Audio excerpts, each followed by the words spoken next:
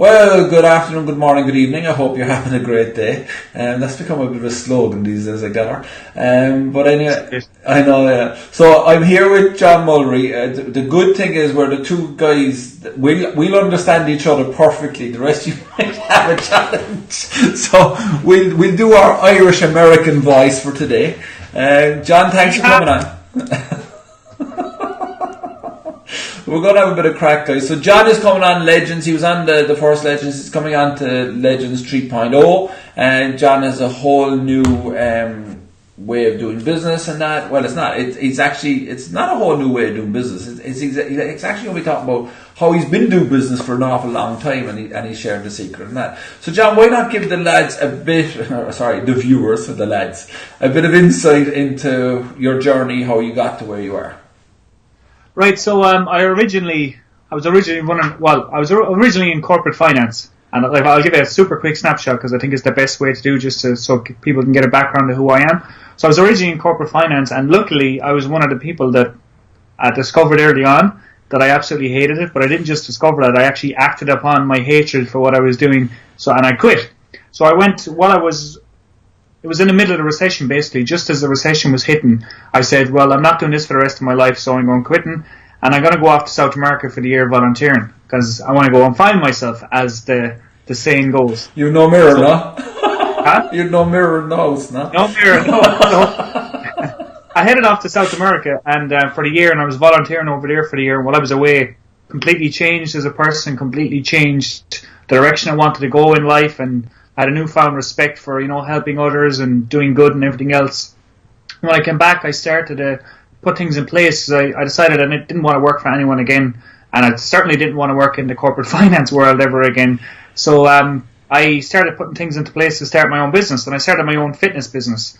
And again, thankfully, early on, I learned that the key to succeeding in business, whether it's an online business or offline business, is advertising and marketing, and getting that down, because you can be the best in the world or you can be the worst in the world, but if you're good at advertising and marketing, that's where you're going to succeed. So I started implementing and started learning a lot about different advertising and marketing strategies, and started implementing direct response marketing strategies. So I came across direct response early on, and I started implementing that to generate leads online for my business, and then using offline marketing strategies. And then I came across a guy called Dan Kennedy in the US. Now, I'm sure a lot of people heard of Dan. If you haven't heard of Dan, you'd want to find out who he is and start getting his books and everything else. But I have three or four of them over there on the shelf. Came across Dan, and I was like, okay, this guy knows what he's talking about. I want to learn directly from him. So I started reaching out to him, and wasn't hearing anything back, because Dan doesn't use email, he doesn't use the internet, he doesn't have a mobile and everything else, and he only communicates by fax. And I was like, what the hell is a fax machine? So I eventually got in touch with him, and you're not much good to me, and I don't think you're right for me. And I was like, no, I'm not settling for that.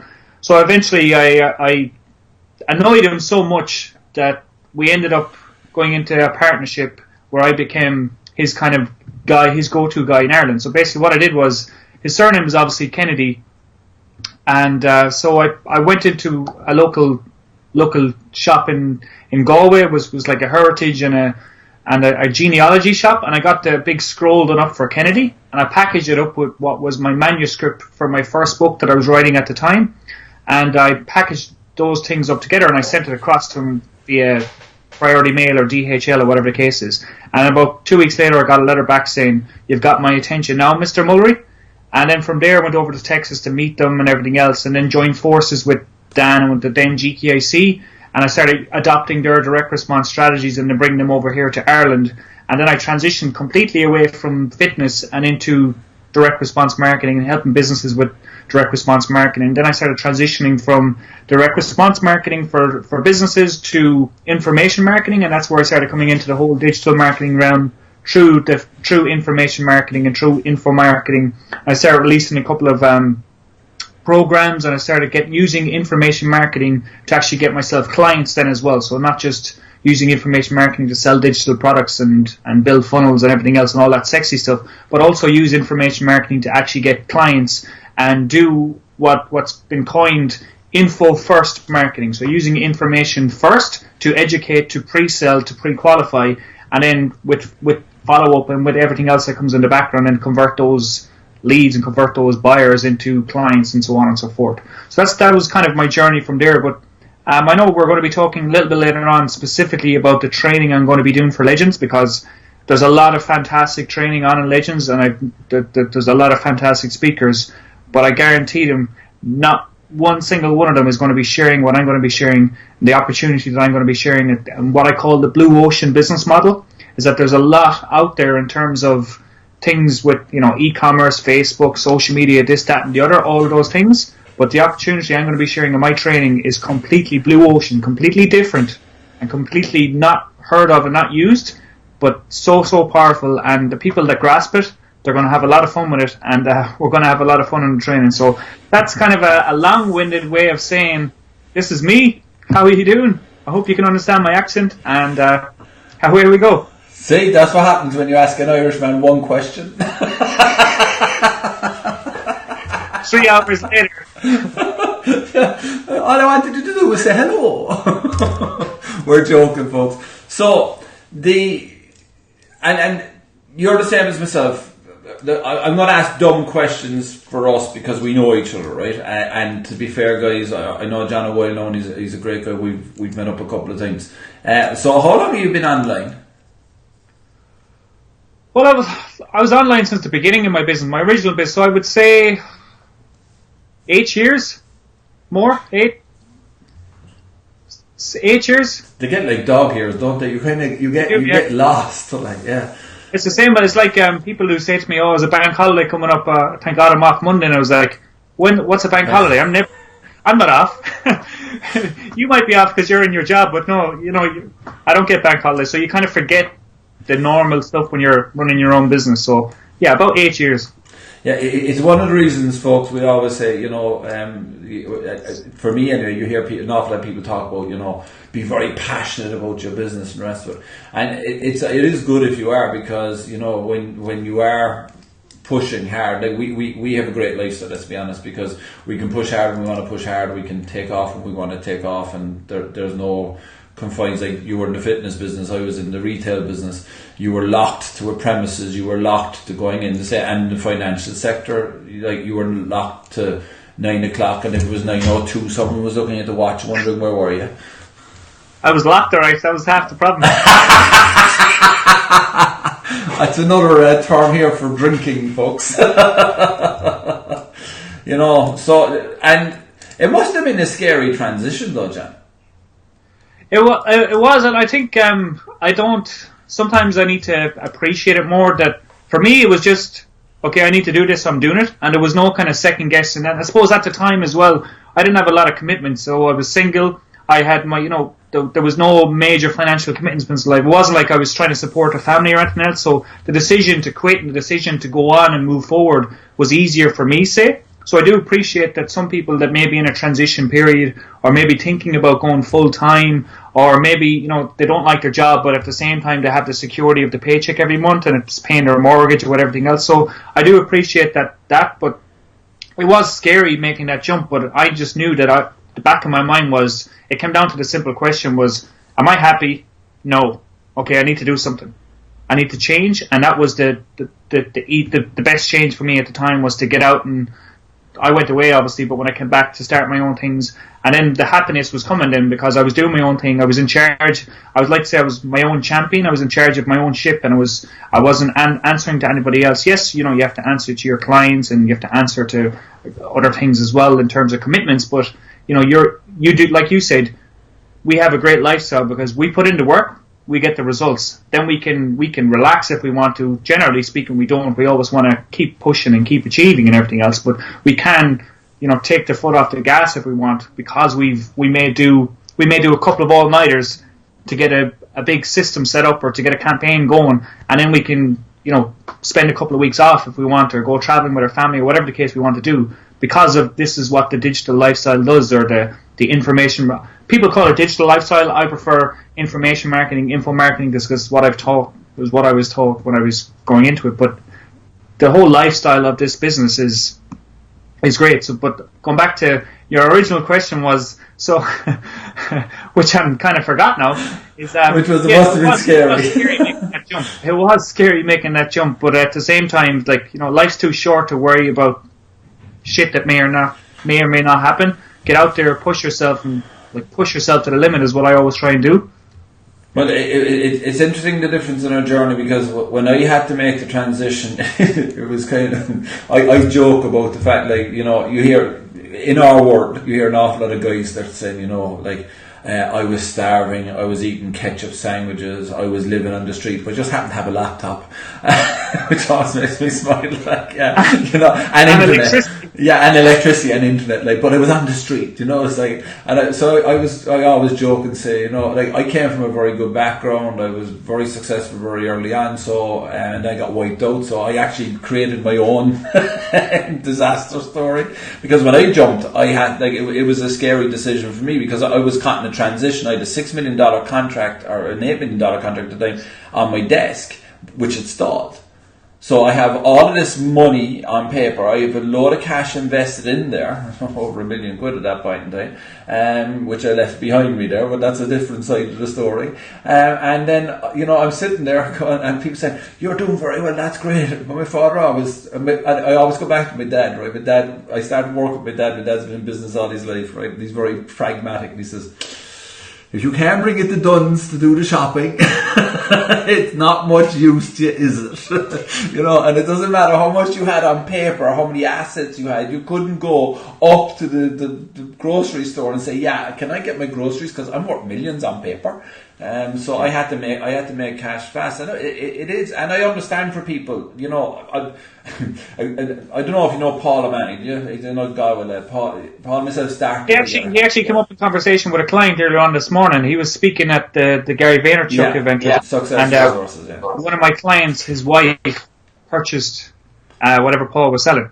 And he was just asking me, "Do you know him? Is he legit? Is he going to screw us over?" And I was like, "I don't know him personally, but I think he's legit. I think you're safe enough." So Paul's a good guy. Paul and myself actually did Matt Basak's course together on the same day. We bought it at the same event, and we were sitting at the same event.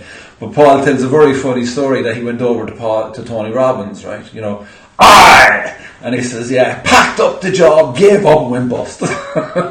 So we're not recommending that you throw everything out, guys. Especially if you got response, and it does depend. It is an interesting transition at the time, but the other thing that's changed from, especially like you're a lot younger than me, from when I was a kid, like it was all get a job. Like I've never done a job. It's funny. I've never sat a job interview in my life, but I've given myself a lot of jobs. If that makes sense. But you get a job for life, and those days are gone. So the risk element is everywhere now, and try and make a second income. So what you're going to be talking about, is it something that they have to do full time? Is it something they can do part time? Which way can they do it?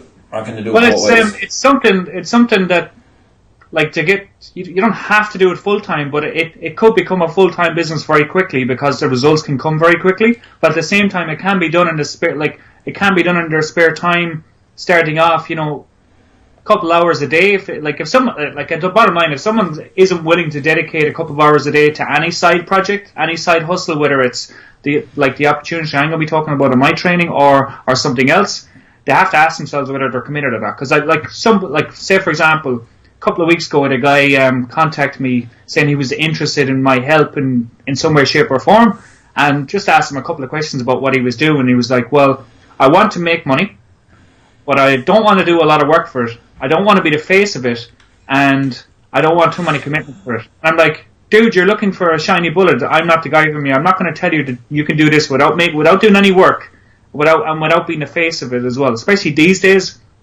you can't just slap up something blind and expect to make money, especially when you're not willing to put in the work to do it." And he was just like, "Okay, no, I'm not. There has to. I heard about these other solutions where you don't have to do any work and you make a lot of money." Which is the reason they're selling them, right?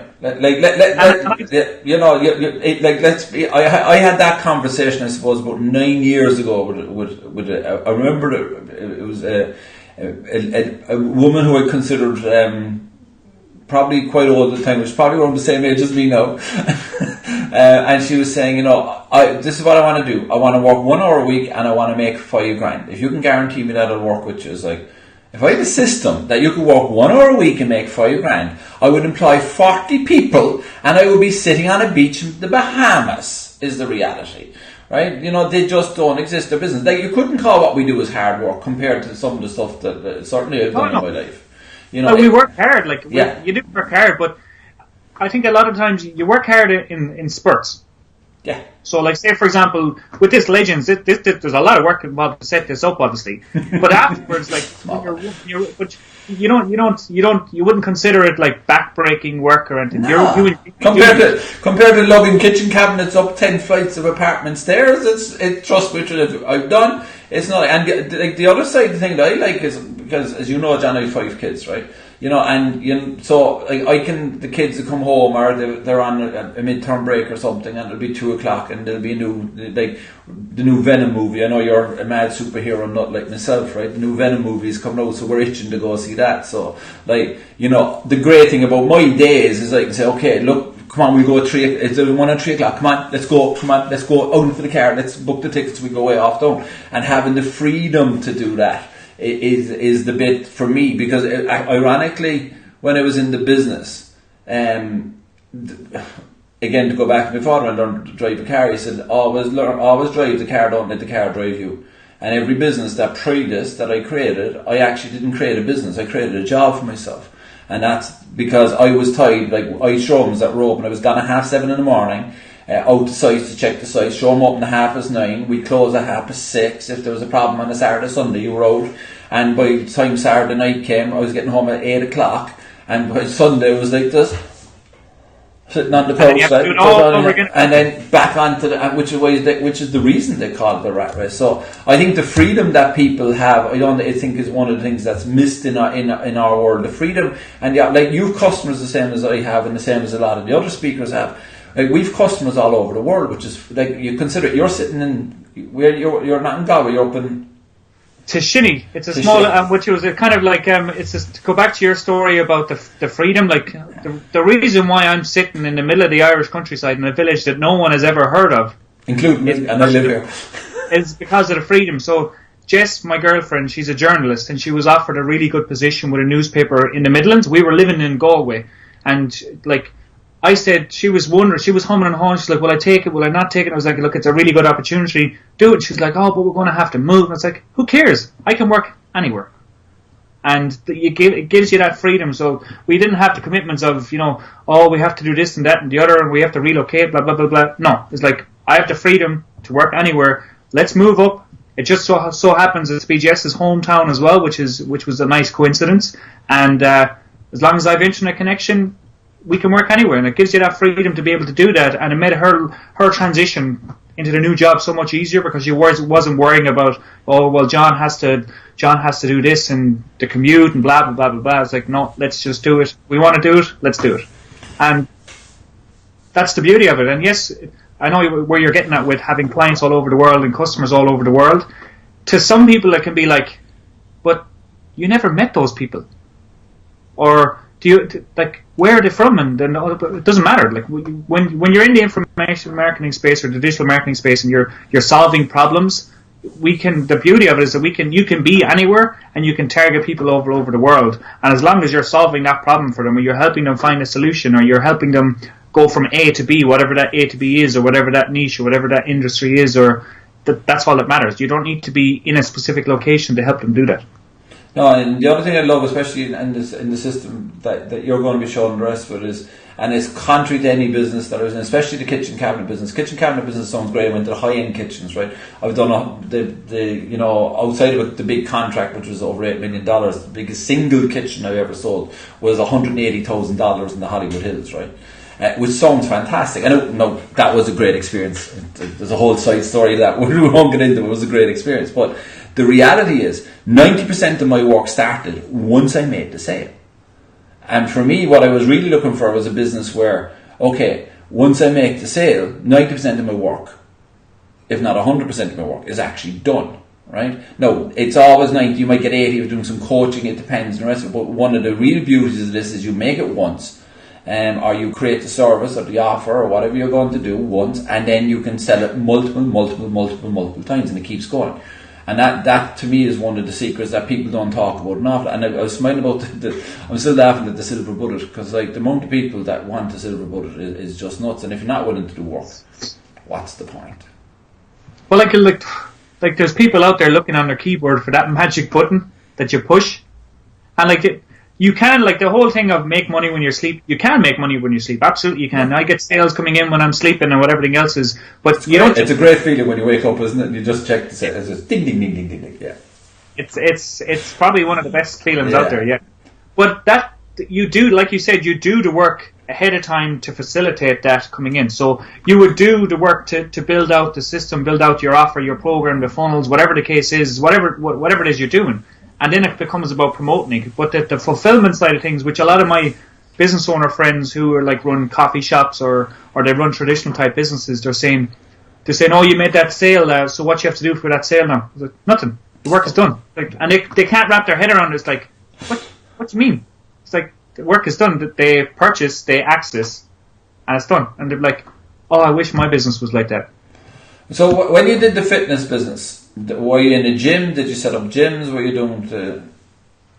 So basically, when I was in the fitness business, again, a lesson I learned on early was, okay, I don't really have a clue what I'm doing in terms of running a fitness business, so I'm going to get a coach.